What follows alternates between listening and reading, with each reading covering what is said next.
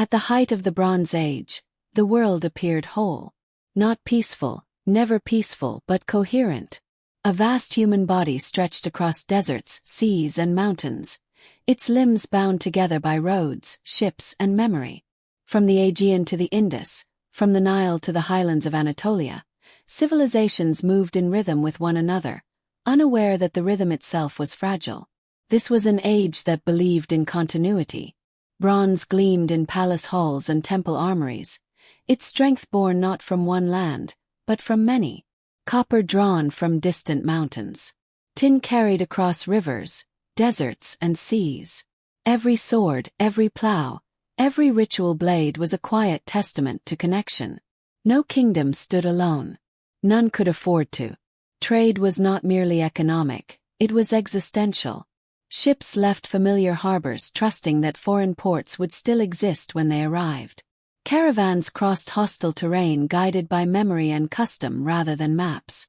The world functioned because it remembered itself. And so long as memory held, the system endured. Kings ruled not as isolated tyrants, but as custodians of balance. Their authority rested on grain tallies, marriage alliances, tribute flows, and divine favor. To rule was to maintain equilibrium, to ensure that harvest followed season, that temples remained supplied, that the gods were fed as faithfully as the people. Power in this world was administrative before it was violent. Clay tablets preserve this mindset with chilling clarity. Inventories of wheat, lists of ships, diplomatic letters exchanged between distant rulers who addressed one another as brothers. Even rivalry was formalized, ritualized, contained within shared expectations. Conflict existed, but it unfolded inside a framework everyone recognized. This was a world that trusted structure. Cities rose as monuments to coordination. Walls encircled not just people but surplus. Grain stores, workshops, archives. Bureaucracies thickened. Scribes multiplied. Systems layered upon systems, each designed to manage abundance, to prevent chaos, to outpace memory's limits with record and ritual. And for centuries it worked. Religion reinforced this confidence. The cosmos itself was imagined as orderly, hierarchical, predictable.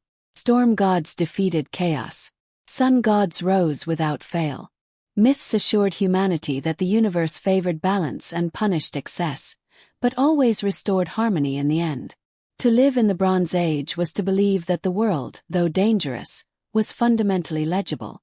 But beneath this assurance lay a quiet truth. The system had grown too intricate to feel its own strain. The same interdependence that made the age prosperous also made it brittle. A failed harvest in one region rippled outward.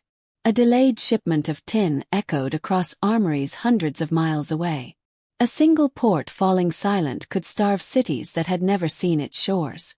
Complexity disguised vulnerability as sophistication. No one planned for isolation. No one imagined the roads empty, the harbors abandoned, the letters unanswered. The system assumed continuity because it had never known its absence. Its greatest strength, connection, became its unspoken risk. Even language reflected this confidence. Writing flourished not to preserve stories, but to manage life itself. Contracts, inventories, prayers. The written word was a tool of control, a way to bind the present to the future.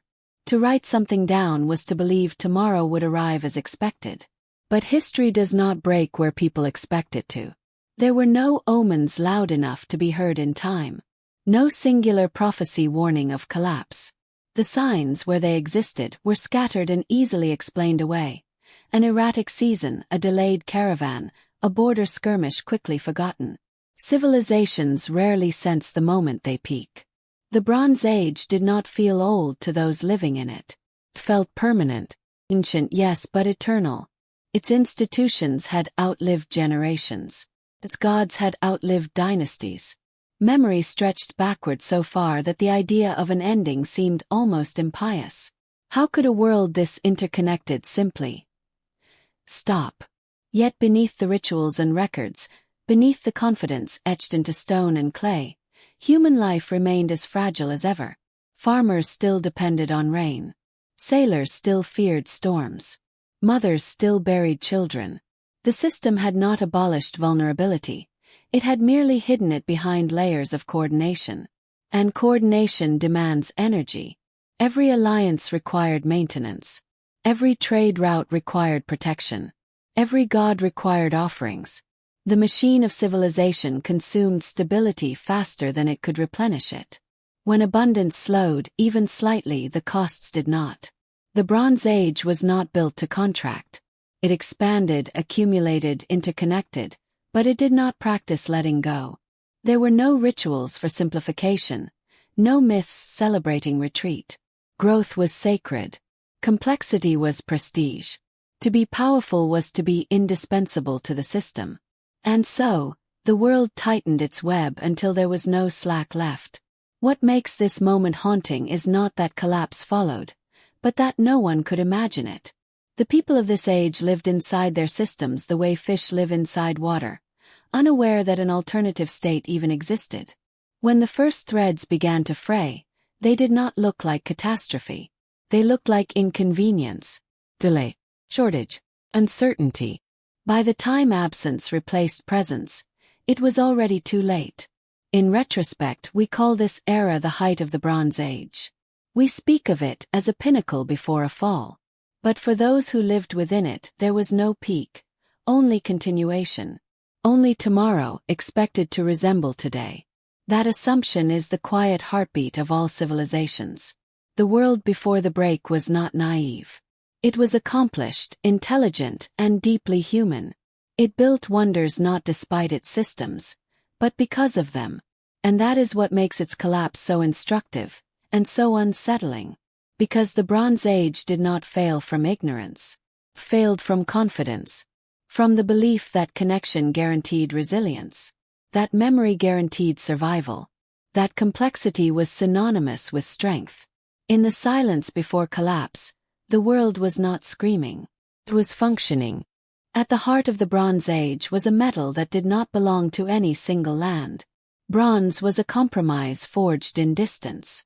Copper could be found beneath familiar hills, but tin was elusive, rare, scattered, often drawn from the edges of the known world. No kingdom, no matter how powerful, possessed everything it needed to make the substance upon which its strength depended. And so, survival itself became a negotiation. This was the age of the long road. Tin traveled farther than armies ever did. It crossed mountain passes where no banners flew, moved along rivers whose names were known only to local memory, and sailed coastlines stitched together by experience rather than maps. Each ingot carried more than material, it carried trust.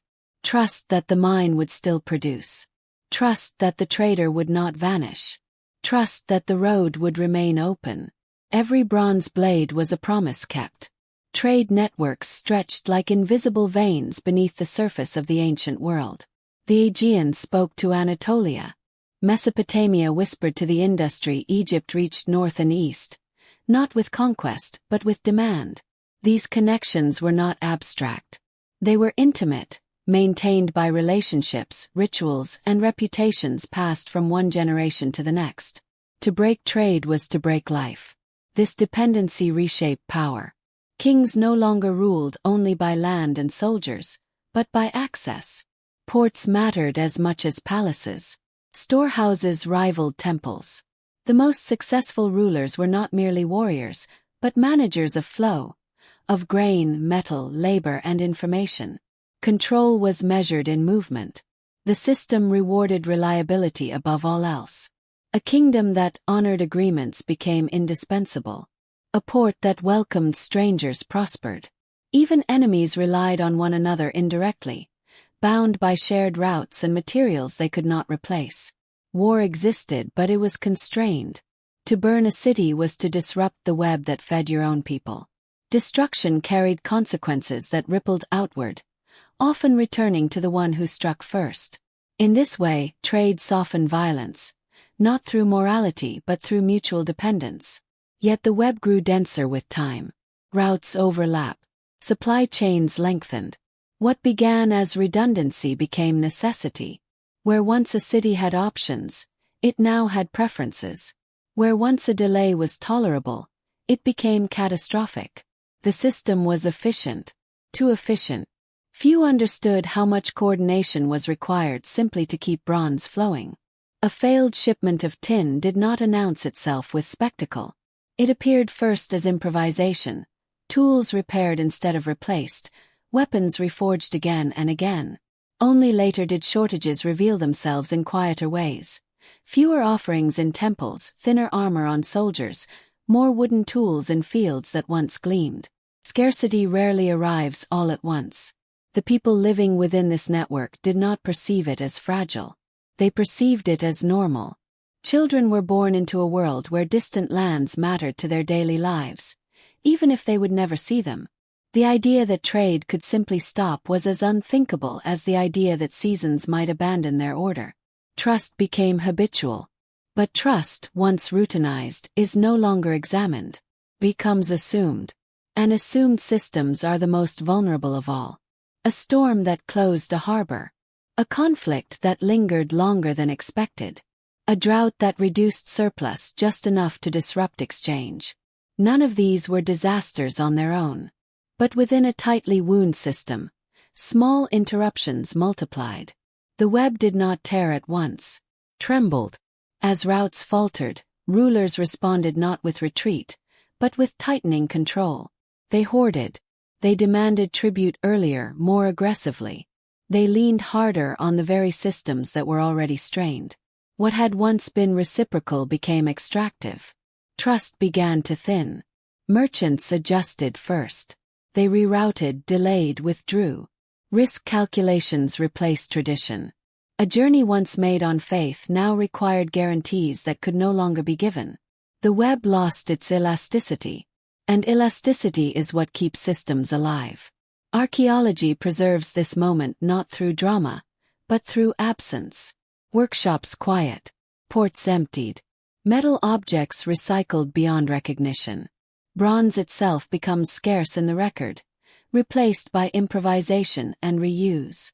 The material tells the story without words. This was not yet collapse. It was something more subtle and more dangerous. It was the realization, slow and unspoken, that the world no longer moved as it once had. That effort no longer guaranteed outcome. That trust stretched too far could not always be honored. Civilizations can survive hardship. They struggled to survive uncertainty. The web of tin and trust did not fail because people stopped believing in it. It failed because it demanded belief without pause, without redundancy, without space for failure. It assumed continuity as a given. And when continuity faltered, there was nothing beneath it. The Bronze Age was built on connection so complete that disconnection became unthinkable. In binding the world together, it forgot how to stand apart. When the web finally snapped, it would not sound like thunder. It would sound like silence, spreading from port to port, until the metal that once bound civilizations together became a relic of a world that trusted too much and questioned too late. Power in the Bronze Age did not announce itself only through conquest. It revealed itself in order. Kings sat at the center of carefully maintained worlds, less like warlords and more like living keystones. Their task was not merely to command, but to preserve balance, to keep the invisible mechanisms of civilization from grinding against one another. Authority was measured not by how much land one held, but by how smoothly life continued under one's rule. A good king ensured that nothing broke. Palaces were not simply residences. They were engines. Within their walls, scribes tracked grain yields, metal reserves, labor obligations, and diplomatic gifts. Every mark pressed into clay was an act of faith in continuity, a belief that the future would arrive on schedule and could be managed if properly recorded.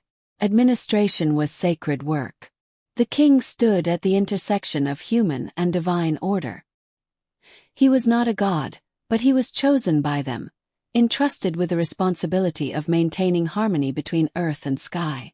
When crops grew and borders held, it was proof that the cosmic balance remained intact. When they failed, blame rose upward. This belief shaped rulership itself. Bronze Age kingship was less about charisma and more about stewardship. Treaties bound rulers together in webs of obligation. Royal marriages were political ligaments, stitching distant courts into a shared future. Even rival kings addressed one another as equals in formal correspondence, bound by ritualized respect that prevented chaos from spilling outward. Power relied on predictability. The king's greatest weapon was not the sword, but the calendar. Seasonal festivals aligned labor. Religious rites synchronized belief. Tribute schedules ensured flow. Time itself became a tool of governance, dividing uncertainty into manageable cycles. As long as the cycles held, legitimacy held with them. Religion reinforced this structure with relentless clarity. The gods of the Bronze Age were not distant abstractions. They were administrators of the universe. Storm gods regulated rain. Sun gods guaranteed continuity. Earth goddesses ensured fertility. The cosmos mirrored the palace. Hierarchical, ordered, accountable. If disaster struck, it was not random. Failed harvest was a message. Plague was a warning. In this worldview, imbalance always had a cause, and that cause could be addressed through sacrifice, reform, or renewed devotion. Chaos was not feared as inevitable, but treated as correctable. This belief sustained authority for centuries. Yet the king's position was more fragile than it appeared. Because when order is personalized, collapse becomes personal too. The same system that elevated rulers as guardians of balance also made them scapegoats when balance failed. And failure, when it came, would not announce itself politely. As pressures mounted, slower trade, strained alliances, uncertain harvests, kings responded in the only ways their world allowed. They demanded more tribute. They centralized control. They intensified ritual. The logic was simple. If order was slipping, it must be reinforced. But reinforcement has limits. What began as stewardship hardened into extraction. Communities once bound by mutual obligation felt the weight of increased demands. The palace, once a center of coordination, became a drain. Authority grew louder even as its effectiveness diminished. Balance turned rigid. The tragedy of Bronze Age kingship is that it offered no language for systemic failure. The system itself was invisible. Only its outcomes mattered. When something broke, responsibility could not be distributed across trade routes, climate shifts, or interdependence. It settled on the crown. And so kings doubled down. More offerings to the gods. More labor from the people. More insistence that order could be restored if only everyone obeyed harder. In doing so, they strained the very relationships that sustained their power. The king could command obedience, but not rainfall.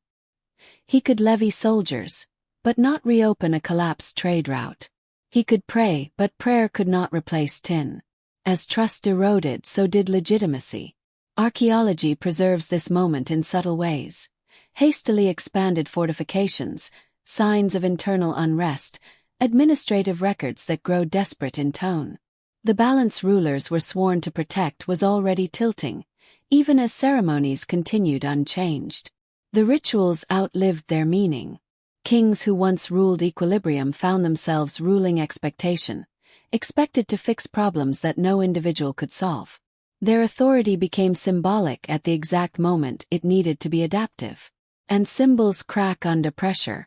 When the balance finally tipped, it would not feel like rebellion at first.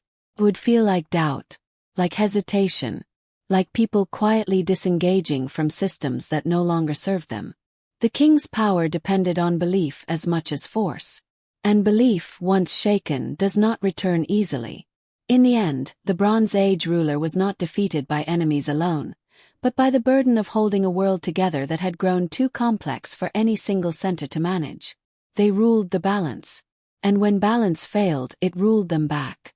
They arrived without a single name. In Egyptian inscriptions, they appear as a litany of unfamiliar syllables. Shardana, Shikalesh, Peleset, etched beside scenes of fire and fleeing crowds. To later historians, they would become a collective presence, a shadow cast across the late Bronze Age. The Sea Peoples. But in their own time, they were not a myth nor a mystery. They were movement. And movement, in a world built on stability, was terrifying. The Bronze Age had learned how to manage borders, treaties, and rival kings. What it had not learned to manage was displacement. Entire populations on the move. Families, warriors, survivors, sliding along coastlines and striking ports that had never imagined themselves as frontiers. These were not armies in the traditional sense. They did not march with banners or declare wars according to custom. They appeared suddenly, struck quickly, and vanished just as fast, leaving behind silence where order had once lived. For civilizations dependent on predictability, this was an existential shock. Egypt's records describe them as invaders, enemies of cosmic order, agents of chaos defeated by divine kingship. But inscriptions are not neutral witnesses. They are defensive memories, shaped by fear and the need to explain disruption. What they reveal unintentionally is something deeper, that the old categories no longer applied. Were the sea peoples conquerors, or refugees? Archaeology complicates the narrative. Many of the cities destroyed along the eastern Mediterranean show no signs of immediate resettlement. Others are rebuilt by different populations using different customs. Some material cultures vanish entirely, while others migrate and transform. The pattern is not one of replacement, but of unraveling. Movement leaves messy evidence. It is possible, likely, that these groups were themselves fleeing collapse. Failed harvests, broken trade routes, political fragmentation. The same pressures straining great kingdoms also pushed people outward, toward the sea, toward survival. Boats became lifelines.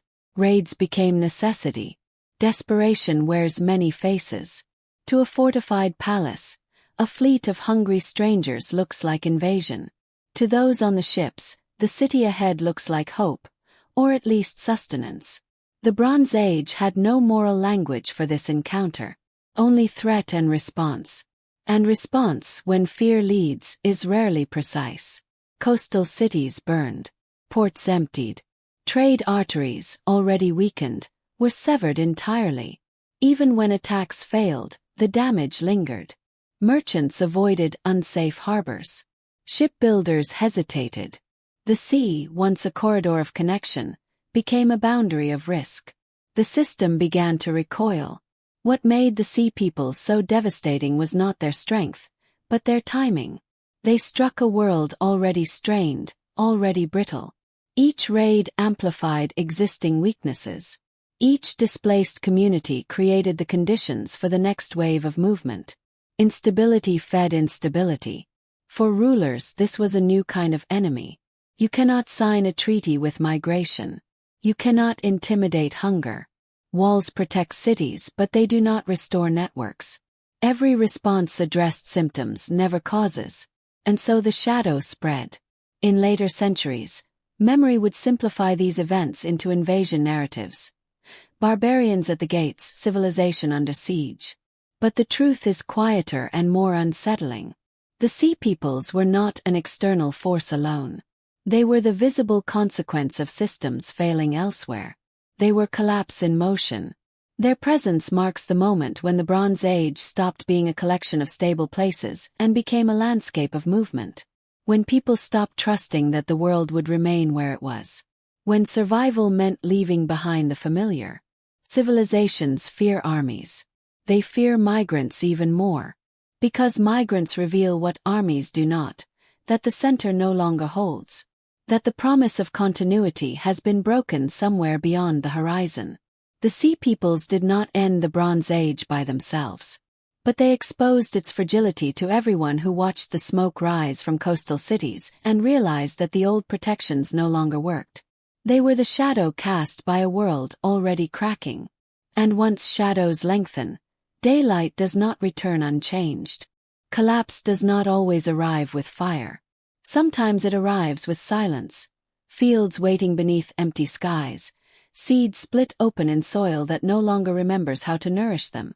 In the late Bronze Age, the earth itself began to hesitate. Rains that had once arrived with ritual certainty faltered, and the rhythms that bound human life to the seasons quietly slipped out of step. To ancient societies, weather was not background. It was covenant. Agriculture formed the spine of civilization, and rainfall was its pulse. Floods of the Nile, seasonal storms in the Levant, dependable patterns across Anatolia and Mesopotamia.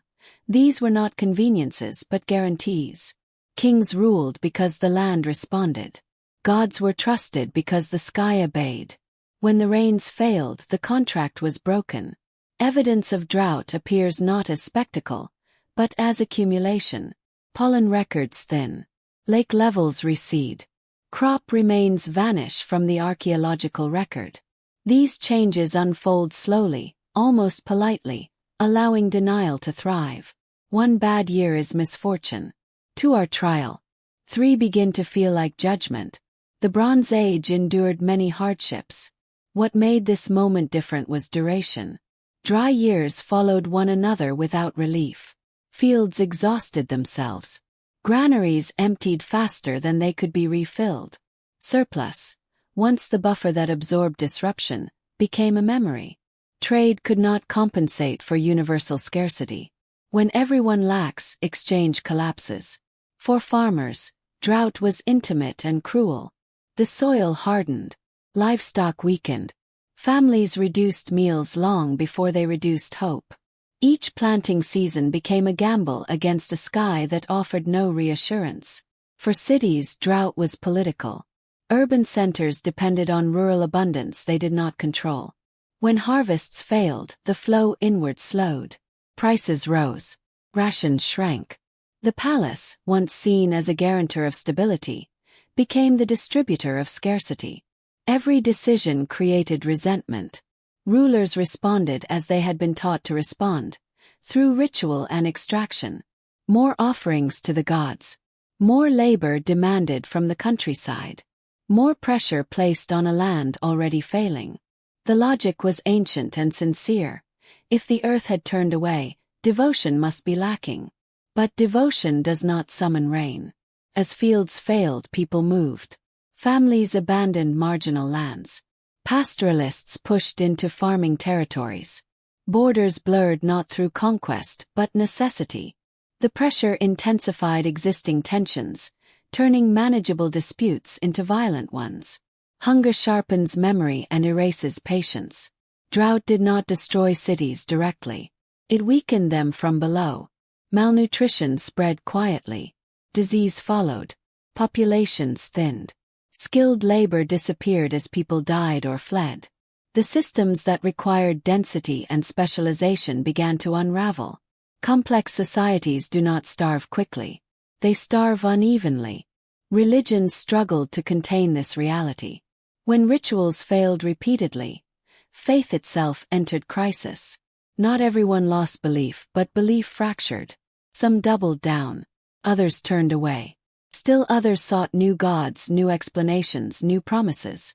The old cosmology could not explain a sky that refused to answer. This spiritual uncertainty mattered. It eroded the emotional glue that held communities together. When people stop believing the universe is ordered, cooperation becomes fragile. Every hardship feels personal. Every loss feels unjust. Drought turns the world inward. What makes climate such a powerful force in collapse is not its violence, but its indifference. There is no enemy to confront, no treaty to sign, no victory to declare. Only adaptation or abandonment. The Bronze Age adapted too slowly. Its cities were built for abundance, not flexibility. Its hierarchies assumed surplus. Its trade networks assumed production. When the land stopped giving, everything above it faltered. The rains did not forget the earth all at once. They withdrew, season by season, leaving behind a civilization still performing rituals meant for a world that no longer existed. Fields were plowed out of habit. Festivals were held out of memory. Hope lingered long after evidence faded. And that lingering hope became its own kind of trap. Because by the time the earth remembered how to withhold, the systems built upon its generosity had already begun to fall apart, quietly, relentlessly, beneath a sky that no longer listened. The great cities did not fall together. There was no single night when the Bronze Age collapsed in unison, no horizon-wide blaze announcing the end of an era. Instead, the cities burned one by one, each destruction separated by years, sometimes decades, enough time for hope to survive and for denial to take root. Isolation was the true catastrophe. Once, a city's fall would have triggered response. Allies would mobilize. Trade routes would reroute. Relief would arrive by sea or road. But as networks frayed, distance grew heavier. Messages traveled slower. Assistance arrived late, or not at all. Each city faced its ending alone. Archaeological layers preserve this loneliness with haunting clarity. In some places, walls were reinforced in desperate haste. In others, fires swept through neighborhoods without signs of battle, suggesting panic rather than siege. Palaces collapsed beside homes, their wealth buried beneath ash, never reclaimed. No one came back. The pattern confounds older narratives of invasion. There is rarely evidence of sustained occupation after destruction. The attackers, whoever they were, did not stay. The cities were not conquered. They were abandoned to ruin. This distinction matters. A conquered city can be rebuilt. An abandoned one becomes a warning. When people leave and do not return, it signals something deeper than defeat. It signals loss of faith. In protection, in future, in place itself. Fear spreads faster than armies. As news of destruction traveled, cities did not coordinate. They fortified independently. They hoarded resources. They mistrusted neighbors who might once have been allies. The shared identity of civilization fractured into local survival. The web unraveled into knots. Urban life depends on density and specialization. Bakers rely on farmers. Smiths rely on miners. Priests rely on surplus. When connections thin, cities become brittle. One shock, fire, famine, unrest, is enough to push them past recovery. In many cities, the fires burned from within. Evidence of internal collapse appears in looted palaces, smashed storage jars, signs of unrest among the population. Authority eroded before walls fell. When leadership fails to provide safety or sustenance, loyalty dissolves. Cities are agreements. When those agreements break, stone offers no protection. What is most striking is how quickly abandonment follows destruction. Some sites are never reoccupied at scale. Others shrink into villages, shadows of their former selves. Writing disappears. Monumental architecture ceases. Memory itself thins. Urban silence replaces urban noise. For those who fled, the city became a ghost behind them. A place of danger, hunger, or betrayal. Few returned to rebuild what had failed them. Survival required movement, not restoration. This choice marks a profound psychological shift. For centuries, cities had represented order, walls against chaos, markets against scarcity, gods against fear. To abandon them was to abandon an idea of the world. The Bronze Age city was not just a place, but a promise. That promise was broken. And because the collapses were staggered, no single narrative emerged. Each destruction was rationalized as local misfortune. Each survivor believed their case unique. The pattern was invisible until it was complete. Systems fail quietly this way. By the time the last cities burned, there were no allies left to witness it. No archives to record it. No envoys to plead for help. Only ruins scattered across the landscape, separated by time but united in silence. The loneliness of these endings is their most haunting feature. Civilizations often imagine collapse as invasion or apocalypse. But here, collapse looked like distance, between cities, between people, between expectations and reality. The cities burned alone because the world that once connected them no longer existed. And without connection, even stone forgets how to endure. Before the world went silent, it spoke. Not in proclamations or epics, but in clay. Small tablets pressed with hurried hands, baked by chance in the fires of collapse. These letters survive where voices did not. They are fragile, incomplete, and unbearably human. And together, they reveal a world still convinced that help might come. The Bronze Age believed in correspondence. Kings wrote to kings across hundreds of miles, trusting roads that had always carried messengers before. They addressed one another as brothers, invoking shared gods, shared ancestry, shared obligation. Diplomacy was ritualized hope, proof that connection still existed even when reality began to fracture. One letter, found in the ruins of Ugarit, does not describe triumph or confidence. Pleads, enemy ships have appeared. The coast is undefended. The king writes urgently, asking for aid that history tells us never arrived. The tablet was fired by the flames that destroyed the city. These messages are not dramatic by design. They are administrative, restrained, careful with words. And that restraint is what makes them devastating. Even as cities burned, the language of order remained intact. The writers still believed the system worked. They still believed someone was listening. Across the eastern Mediterranean, archives preserve similar moments. Requests for grain, appeals for military support, explanations for delayed tribute, apologies layered with anxiety. Each letter assumes continuity, that tomorrow will exist, that allies will respond, that procedure still matters. Collapse had not yet entered their vocabulary.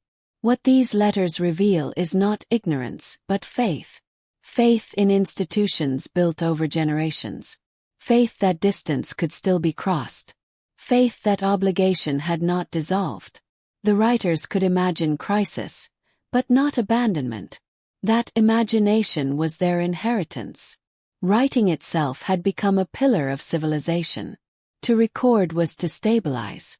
To send a message was to believe in time beyond the present emergency. The act of writing assumed a future reader. And yet many of these letters were never read. Messengers did not return. Routes were no longer safe. Ports were empty. The answers, if written at all, vanished into a world already coming apart. Communication, once the glue of empire, became evidence of its failure. The silence that followed was not immediate. Stretched, uncertain, unbearable. How long does one wait before realizing no one is coming? There is no archaeological layer for that moment. But psychologically it marks a threshold. The instant when expectation collapses. When hope becomes hesitation. When the certainty of belonging to a larger world gives way to the reality of isolation. Civilizations endure hardship through cooperation. They collapse when cooperation becomes impossible. The letters show us that collapse was not chosen. It was experienced as confusion. Each city, each ruler believed their crisis was temporary, exceptional.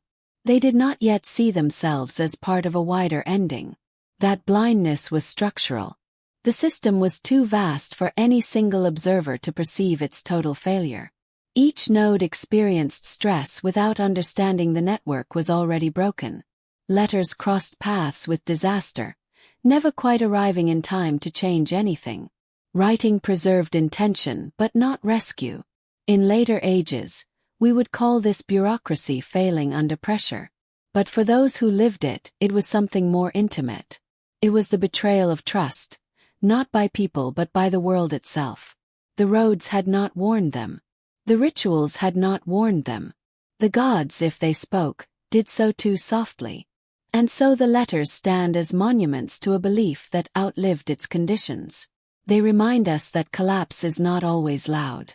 Sometimes it is the sound of a messenger who never returns. Of a tablet sealed with care, carried with urgency, and buried unread beneath ash. The Bronze Age did not end with a declaration. It ended with unanswered letters, pressed into clay by hands that still believed connection was possible, even as the world that sustained it quietly disappeared. When the world began to fail, people did not abandon the gods. They clung to them. In the Bronze Age, divinity was not distant or abstract. The gods were administrators of reality, woven into every function of life. Rain fell because a god permitted it. Cities stood because a god approved. Kings ruled because a god had chosen them. Order was not merely social, it was cosmic. And cosmic order was supposed to respond. Temples stood at the center of every great city, their rituals calibrated to sustain balance between heaven and earth. Priests observed signs, performed sacrifices, recited words older than memory. These acts were not symbolic gestures. They were maintenance. The universe, like the state, required attention. For centuries this belief held.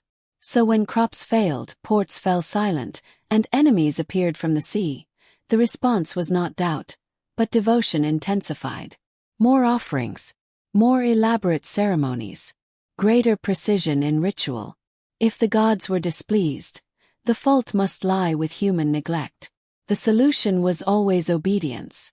At first, the rituals continued with confidence. A bad season had precedent. The gods tested humanity before. They would do so again.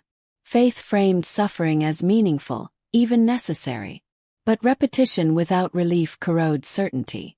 As disasters multiplied, the rituals grew heavy with desperation. Sacrifices became costly. Demands increased. The distance between promise and outcome widened. When prayers are answered, faith feels reciprocal. When they are not, faith becomes strained. The gods did not vanish. They went silent. This silence was more unsettling than denial. It suggested not punishment but absence, or worse, indifference. For a worldview built on cosmic responsiveness, this was catastrophic. If the gods could not be relied upon, nothing beneath them could be trusted either. The crisis was theological before it was philosophical. Archaeology hints at this shift subtly. Temples fall into disrepair. Offerings decrease in quality. Iconography changes. In some regions, old gods fade from prominence, replaced by new figures, new cults, new explanations. Belief began to fracture. Some doubled down, clinging harder to tradition, insisting that failure only proved the need for stricter devotion. Others turned inward, questioning the fairness of a cosmos that punished without clarity.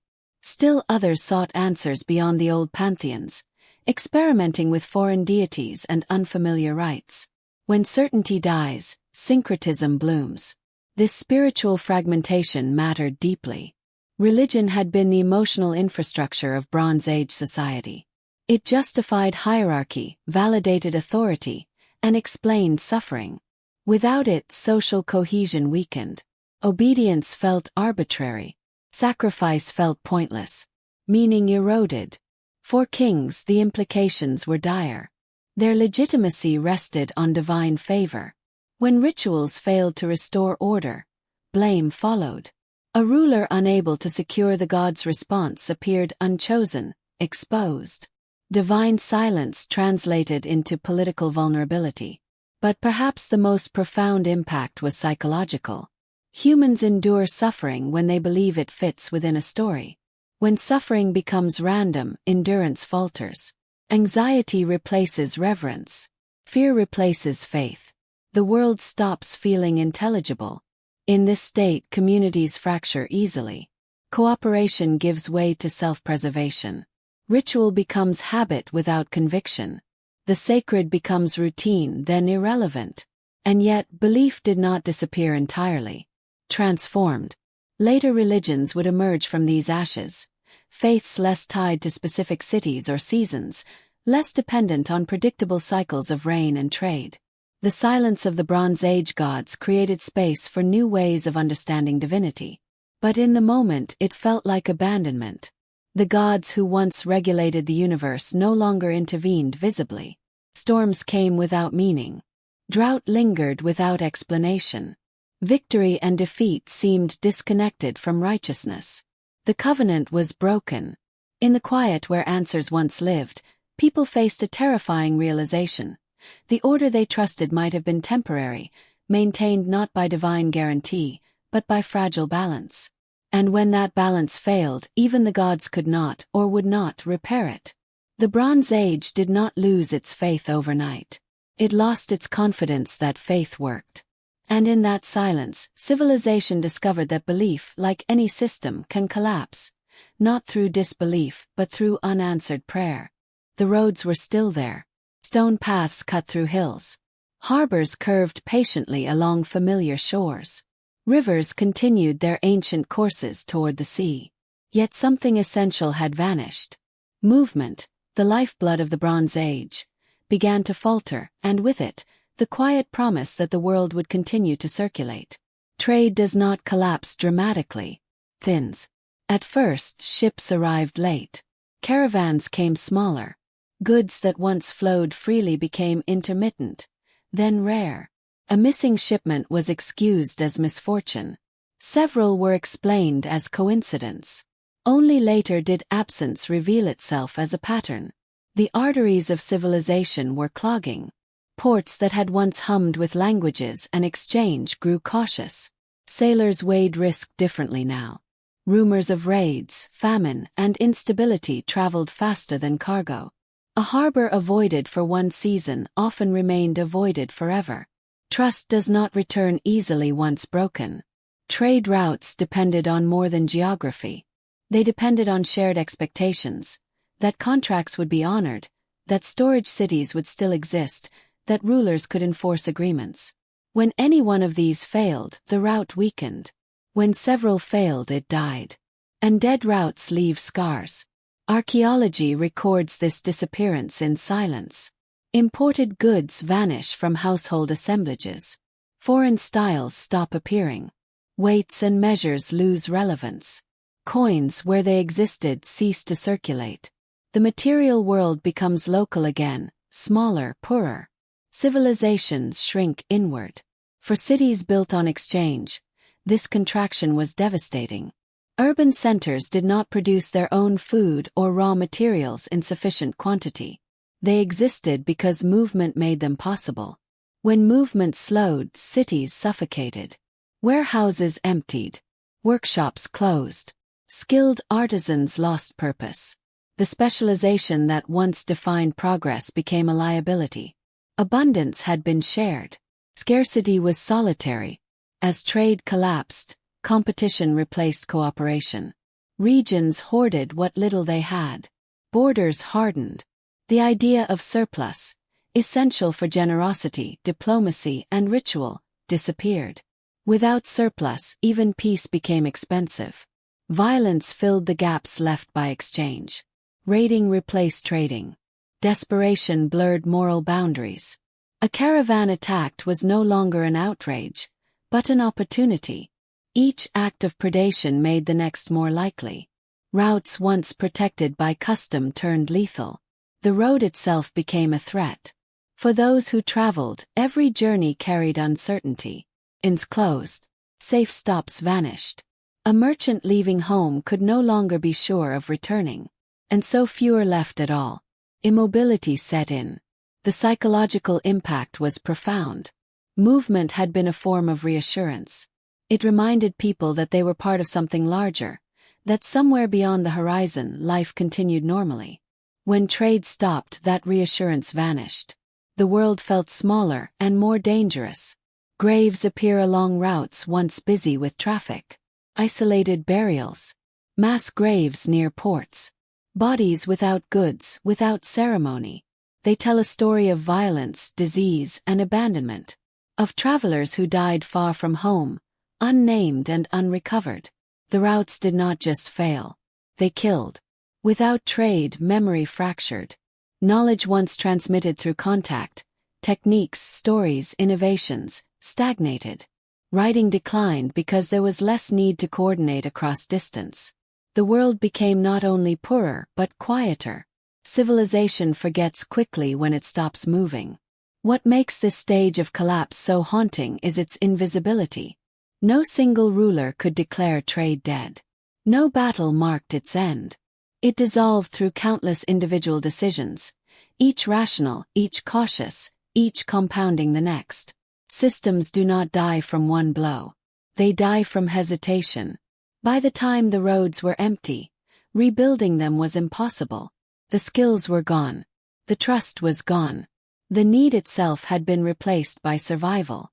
The Bronze Age had been a world defined by connection. Its collapse is written in disconnection. Routes that led nowhere, ports that faced only water, roads that ended in graves. When movement ceased, civilization did not fall immediately. It bled out, slowly, quietly, along the paths that once held it together. Famine is a quiet teacher. but its lessons are cruel. In the late Bronze Age, scarcity was no longer a temporary inconvenience. It was a relentless companion. Fields that had once yielded grain with predictable generosity now lay parched or barren. Livestock weakened.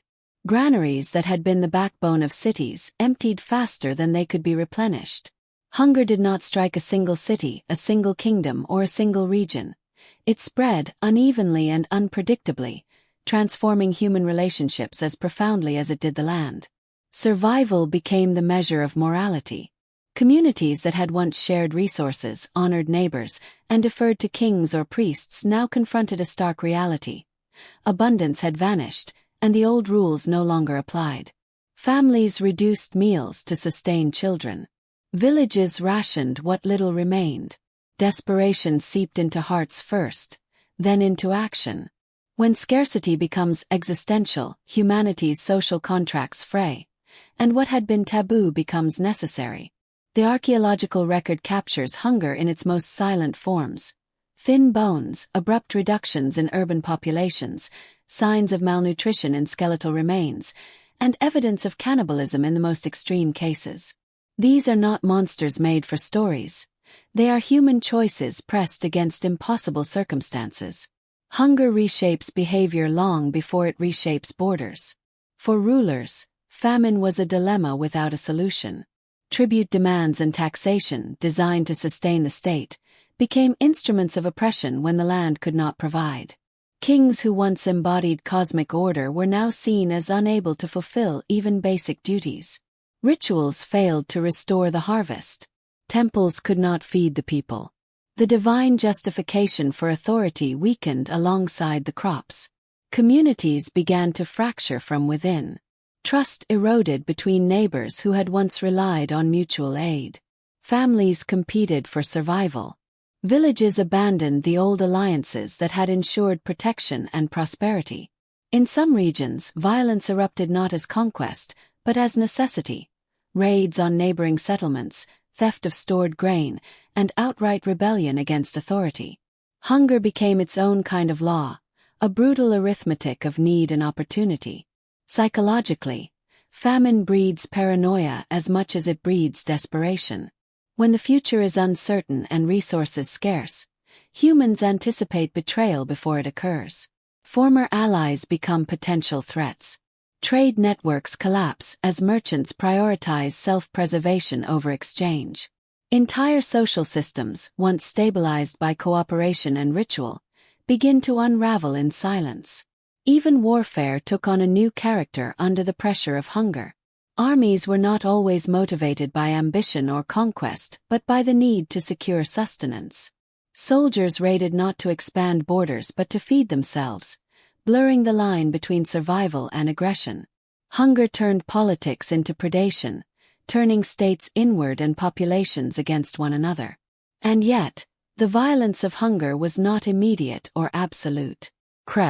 It started with small shortages, then localized conflict, then migration, then death. The rhythm was slow but unforgiving. In this way, famine revealed the fragility of human systems. Cities could withstand raiders, drought, or disease in isolation, but they could not endure when scarcity pervaded every layer of society simultaneously. By the time populations realized the crisis was systemic, the consequences were irreversible. Cities abandoned, trade routes collapsed, and social cohesion fragmented. These were the aftermaths of hunger made visible. And for the survivors, the trauma was not only physical but psychological. The realization that survival could no longer be taken for granted, that neighbors might harm rather than help, and that the structures they had trusted for centuries were incapable of protecting them. The violence of hunger is not only in death. It is in the breakdown of trust, the corrosion of faith, the erosion of social memory, and the quiet disintegration of civilization from within. It is a slow, insidious force that strikes where armies cannot and makes the familiar landscape unrecognizable. In the end, famine reshaped the Bronze Age not through conquest or disaster, but by forcing humanity to confront the limits of its own systems. Scarcity, more than fire or flood, revealed how fragile the promises of kings, gods, and trade truly were. And as the world starved, Civilization itself learned a lesson as ancient as it is brutal. When hunger rises, morality bends, loyalty fractures, and survival becomes the only law that matters. The collapse of the Bronze Age was not a sudden eruption of fire or sword. It was quieter than that, slower, stranger, and infinitely more disorienting. Cities burned and trade faltered, yet the world did not vanish immediately. Instead, it receded into shadow while still appearing alive, like a landscape seen through fog, familiar in outline but impossible to navigate. Civilization lingered, but memory thinned. Writing vanished in some places, vanished in others, leaving only fragments of what had been. This was a dark age not defined by night, but by absence. The tools that had made the world legible, administration, correspondence, monumental architecture, and ritual no longer functioned. Clay tablets froze in archives never to be read. Roads that had carried goods and messages fell into disuse. Ports faced empty seas. The systems that had sustained life, the invisible scaffolding of Bronze Age society, had stopped moving. And yet life continued. People endured in smaller, quieter forms. The paradox of this darkness is its subtlety. There were no sweeping invasions, no annihilation. Societies did not end in dramatic explosions but in attrition. Populations shrank, knowledge eroded, and cities shriveled into villages. Artisans still worked but only locally. Temples still existed, but rituals became private or abandoned. What had once been grand, interconnected, and predictable contracted into fragile islands of survival. This thinning of memory created a strange temporality. History itself seemed to falter. Generations grew up without knowledge of the wider world their ancestors had known. Trade networks and alliances faded from daily life. Writing, once essential for administration and faith, became a rarity. The loss of literacy was more than a practical problem. It was a fracture in collective consciousness. Without writing to transmit knowledge, lessons of the past were lost. Myths persisted, but often detached from their original contexts, transformed by fear, imagination, and incomplete memory. The psychological effect was profound. People experienced continuity in fragments but lived with constant uncertainty.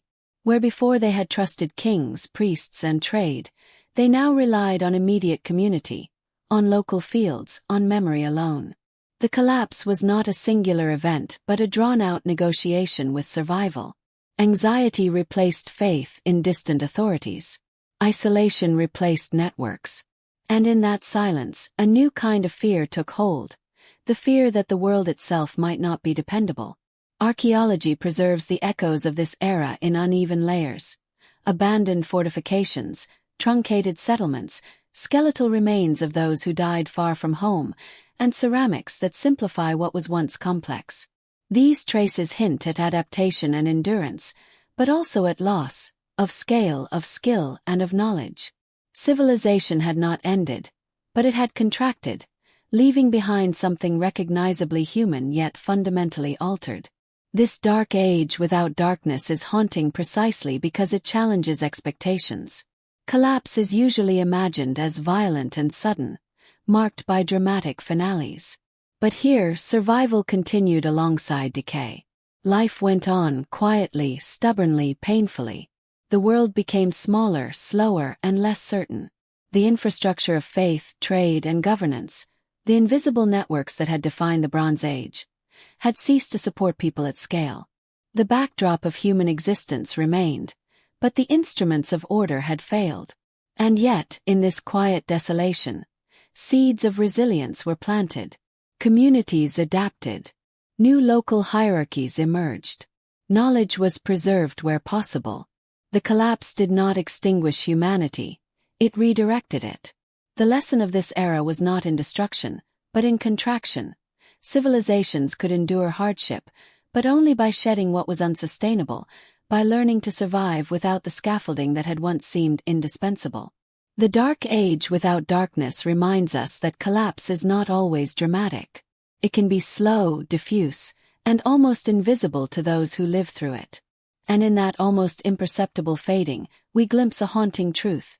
Systems fail quietly, memory thins gradually, and yet life insists on continuing, even in a world forever changed. Even as the world fractured, life persisted. The ruins of the Bronze Age were not empty, they were fertile. In the aftermath of destruction, survivors clung to what remained. Fragments of trade, memory, and craft, remnants of cities, and the faint echo of old rituals. These remnants became the foundation upon which new worlds would eventually arise, though few at the time could have imagined it.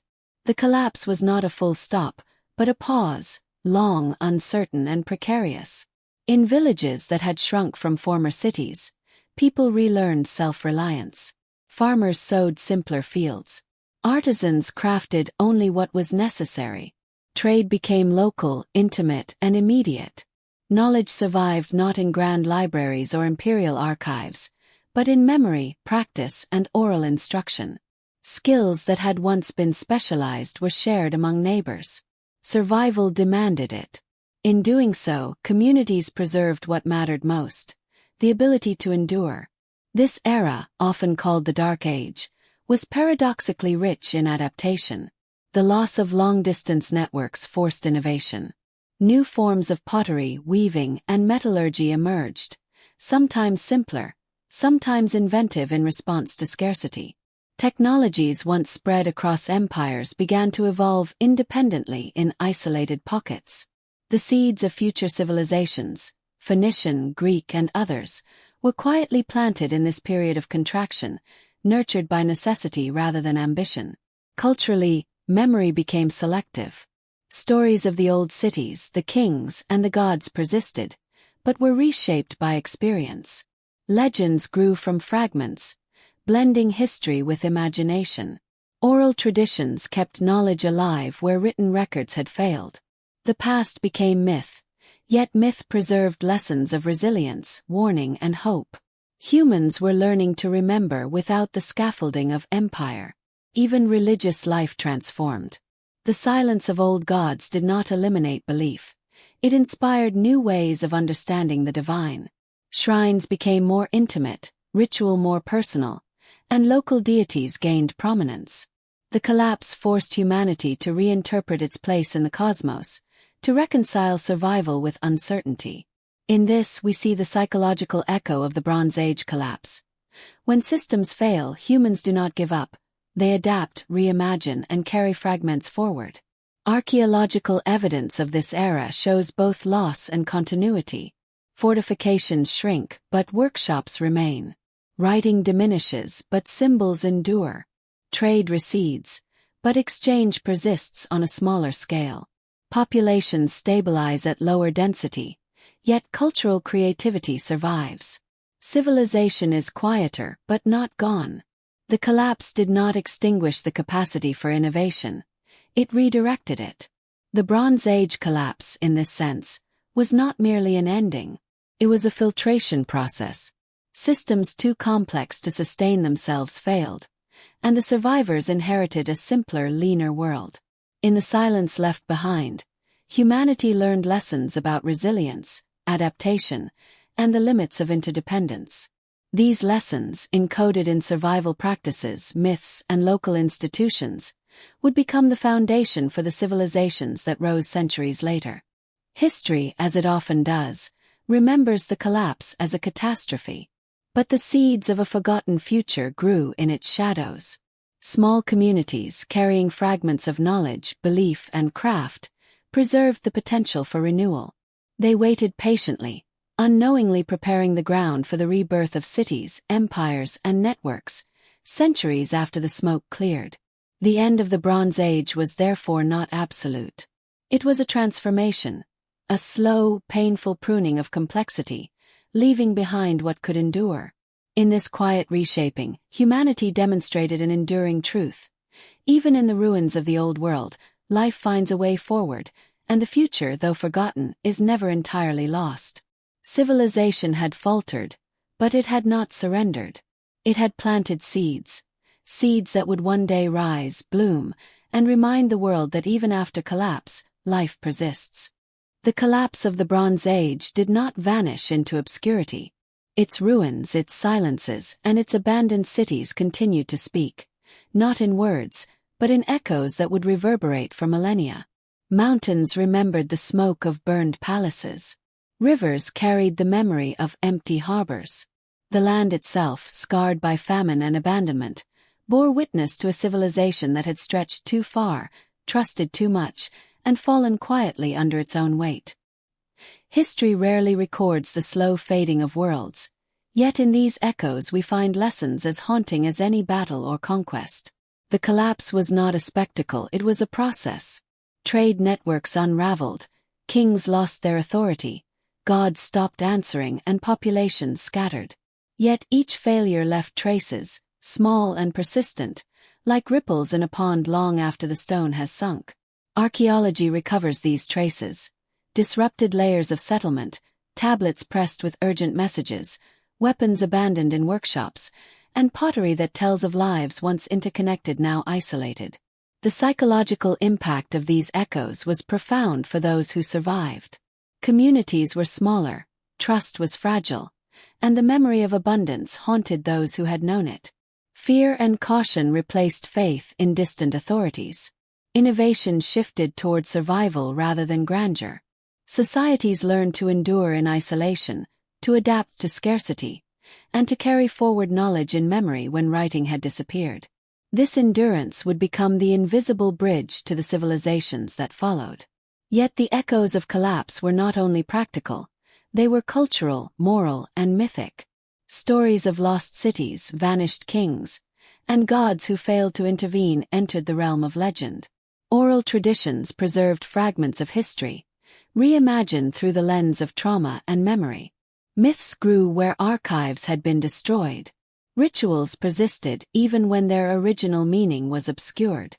In this way, the collapse shaped not only what people did, but how they remembered, how they feared, and how they hoped. The reverberations of the Bronze Age collapse extended far beyond the Mediterranean.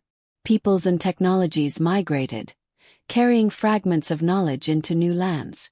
Metallurgy, agriculture, and art were preserved and transformed. Trade routes eventually reopened, though along different lines, connecting new polities. In the silent centuries that followed, the lessons of fragility, interdependence, and resilience were encoded not in grand narratives, but in the practical wisdom of survival. For modern eyes, these echoes are both cautionary and illuminating. They remind us that complexity is fragile, that interdependence can be a double-edged sword, and that human societies are vulnerable not only to conquest and disaster, but to slow, compounding crises. Yet they also testify to the endurance of life, memory, and ingenuity. Even when systems fail, humans adapt, preserving the seeds of the future in the smallest acts of survival, in the quiet rebuilding of communities, and in the stories that carry forward into time. The Bronze Age ended not with a single catastrophe, but with a cascade of failures, each subtle and interconnected, leaving a world forever altered. Yet in that alteration new possibilities emerged. Cities would rise again. Trade would resume. Writing and art would flourish. Knowledge, though fractured, would endure. And human resilience, tested by isolation, famine, and uncertainty, would become stronger, wiser, and more adaptable. The echoes across the millennia are still with us. They are in the ruins we study, the myths we retell, and the patterns we recognize in our own societies. They remind us that collapse is never absolute, that even silence has a voice, and that the story of humanity is not merely one of destruction, but of survival, adaptation, and the enduring capacity to rise from the fragments of the past. The Bronze Age snapped, but it left behind a lesson carved in stone, clay, and memory. Civilizations may fall, but the echoes of their wisdom, their failures, and their endurance continue to shape the world long after the smoke has cleared.